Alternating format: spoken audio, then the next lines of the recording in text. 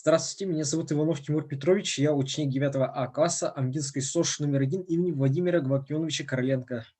Моя тема – военные демонстрации конфедералистов с 1927 по 28 года в Якутии и ее последствия. На примере судьбы моих земляков и моего прапрадеда Петра Егоровича Романова.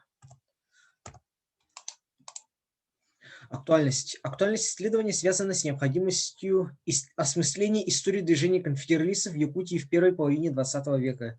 История движения конфедералистов в Якутии, в том числе и военные демонстрации с 27 по 28 годов, содержит неизвестные факты, которые могут исчезнуть в памяти потомков, и их недостаточное освещение в краеведческой литературе может привести к непониманию истории родного края и своей семьи. Метод исследования. Принципы историзма и объективности позволили раскрыть основные закономерности и этапы движения конфедералистов, а также были использованы историко-сравнительные и историко-антропологические методы. Исходя из цели были поставлены задачи. Первое – составить историографический обзор темы и хронологический указатель событий. Второе – выявить маршруты продвижения спорных пунктов конфедералистов и выявить отношение к ним местного населения. Третье. Изучить последствия репрессий по делу конфедералистов на примере судьбы уроженцев из Амгинского УСа. Мы выполнили первую поставленную задачу, то есть узнали важные факты истории конфедералистов и воссоздали примерный ход военной демонстрации в виде хронологического указателя событий.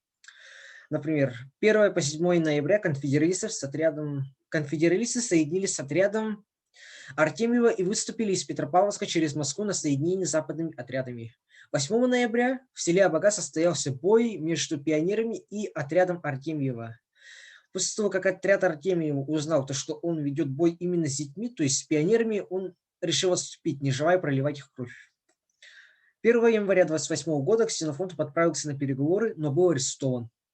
27 января в Амгинском УСе, получив письмо Ксенофонтова, отряд Михайлова сдался. 6 февраля сложил оружие отряд Артемьева и Кириллова, а шестимесячная вооруженная демонстрация окончилась трагически.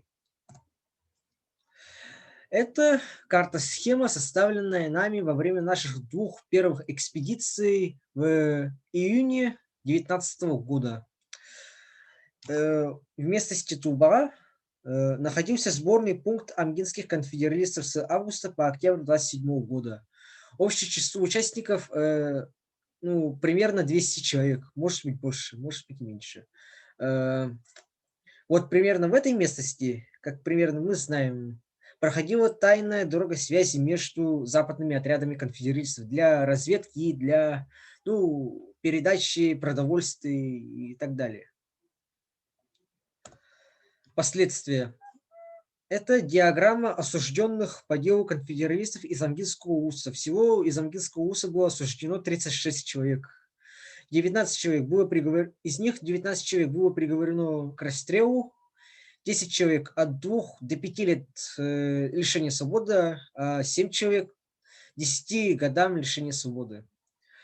А это лидеры и командиры отрядов, расстрелянные по делу Якутской Советской Социалистической партии Средняцко-Бедняцкого крестьянства, то есть по делу конфедералистов. Мой дедушка был с детства знаком с семьей Михайловых и дружил с братьями Михайловыми. И движимой братской судьбой он хотел, в 20-е годы он хотел присоединиться к ним в отряд, но получил категорический отказ, так как он был отцом малолетних детей. И в 1927 году он укрывал ДКПУ Михаила Саву Николаевича, одного из участников военной демонстрации. В 1928 году после обнаружения факта укрывательства он был арестован и обвинен в бандитизме, после чего был приговорен к 10 годам лишения свободы, где отбывал срок на строительстве Беломор-канала. Заметьте, он вернулся в 1936 году, то есть на 2 года раньше.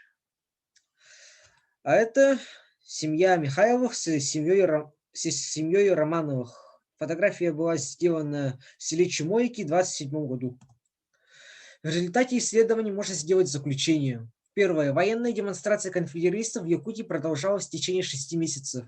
Это было гражданским противостоянием в пути развития республики, и она не достигла своей цели в условиях советской власти. В объявленной демонстрации проявилось нежелание ее участников кровопролития, которые добровольно сложили оружие, но были жестоко истреблены.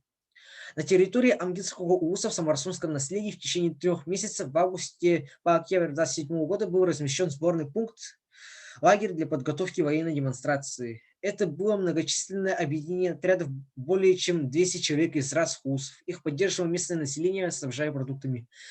Третье. Выявленные нами осужденные по делу ксенофонтовщины 13 участников военной демонстрации были обвинены в бандитизме по Уголовному кодексу РСФСР 26 года и репрессированы. Вывод. Таким образом, движение конфедератцев и их попытка добиться политических требований при помощи военной демонстрации было подавлено силой государства, и репрессии истребили наиболее активных молодых представителей якутского народа, национальные кадры молодой республики, которые только начинали строить новую жизнь.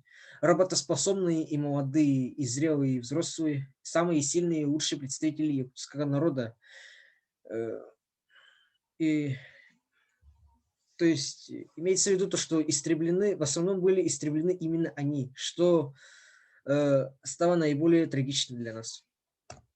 А это источники и литература, от которых мы заимствовали всю информацию. Спасибо за внимание.